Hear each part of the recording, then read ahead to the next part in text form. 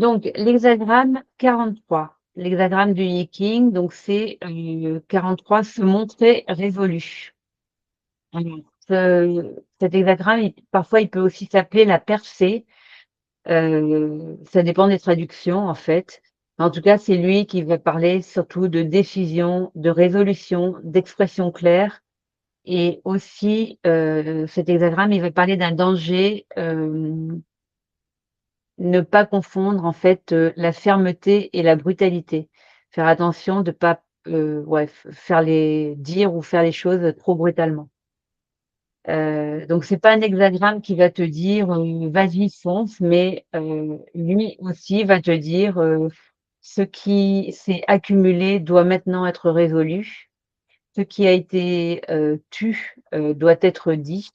Ce qui est indécision doit être tranché», mais en veillant en fait à faire ça sans aucune violence, sans agressivité, sans débordement. En fait, c'est un hexagramme qui indique que quand quelque chose est monté trop haut, quand qu'il y a trop de tensions qui se sont, accumulées, il y a vraiment une voie, à ouvrir pour laisser passer les choses. Un peu comme, un fleuve là qui arriverait le long d'un barrage et puis, ça monte, ça monte, ça monte et si on fait rien, si on lâche pas, si on n'ouvre pas un peu les vannes, en fait, ça va déborder.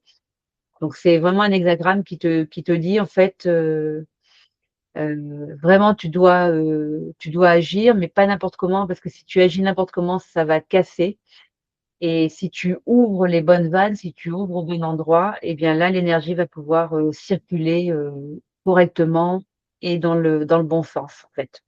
Donc ça, c'est l'énergie du mois de mai. Donc c'est une énergie de révolution finalement, hein. C'est le moment de lâcher en fait, tout ce qu'on a pu, accumuler, tout ce qu'on a pu taire, tout ce qu'on a laissé, en tension.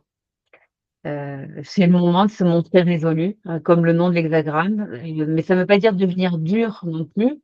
Ça ne veut pas dire non plus, s'imposer à tout prix. Ça ne veut pas dire non plus, agir sous le coup de l'agacement. C'est plutôt, être, suffisamment clair à l'intérieur pour que, l'extérieur puisse changer aussi. La phrase que tu peux garder pour ce mois de mai 2026, c'est celle-ci. C'est en fait la percée, donc comme le nom de l'hexagramme en fait, hein, sous d'autres traductions. La percée ne vient pas de ce que tu ajoutes, mais elle vient de ce que tu acceptes enfin d'enlever. Voilà et donc je t'invite à réécouter la phrase et à la laisser descendre, en toi.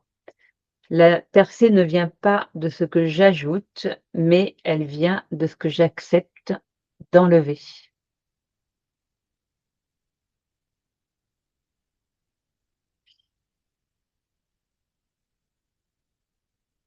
Parce qu'on a en fait, très souvent le réflexe inverse. Par exemple, quand ça bloque, on va chercher une nouvelle méthode. On va tout arrêter puis dire, «Ah bah, je vais essayer ça». Quand on est fatigué, on va chercher, pareil, une nouvelle solution, faire quelque chose. Alors qu'en fait, on aurait plutôt intérêt à se poser. Quand un projet n'avance pas, pareil, on va lui ajouter encore une action.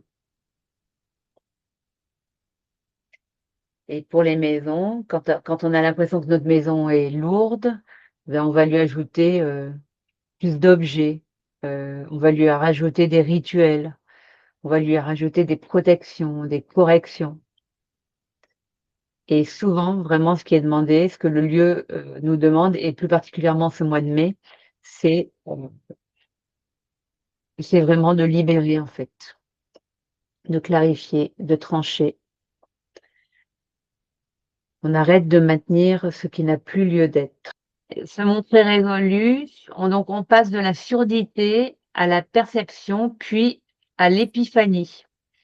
On résout les tensions, on fait un grand nettoyage en exprimant les choses avec douceur. Voilà, on dit les choses, on se fait entendre, mais toujours dans la douceur. Il y a cette notion qui est super importante, hein. On fait pas ça avec brutalité.